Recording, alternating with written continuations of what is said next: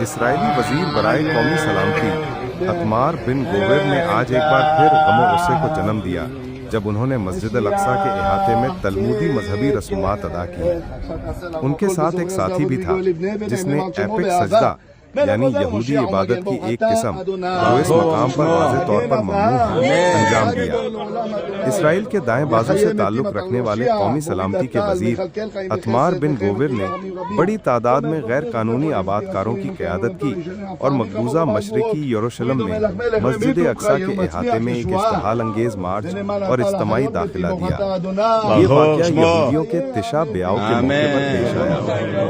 یروشلم Islamic وقت کے مطابق کم از کم 1251 غیر قانونی اسرائیلی آبادکاروں نے صبح کے وقت مسجد کے احاطے میں دھاوا بولا، تلمودی رسومات ادا کی، گانے گائے اور پولیس کے سخت حفاظتی حصار میں رقص کیا۔ شرکاء میں لیکوڈ پارٹی کے رکن اسمبلی امت حلاوی بھی شامل تھے جنہوں نے بن گوور کا ساتھ دیا۔ فلسطینی حکام نے اسے سیاسی اور مذہبی اکسانے میں ایک بے مثال اضافہ قرار دیا ہے، جیسا کہ وفا نیوز ایجنسی نے رپورٹ کیا۔ اسٹار ہندی اردو سنیے، اپنی زبان میں پڑھیے، لائک، کامنٹ، سبسکرائب اور شیئر کیجیے۔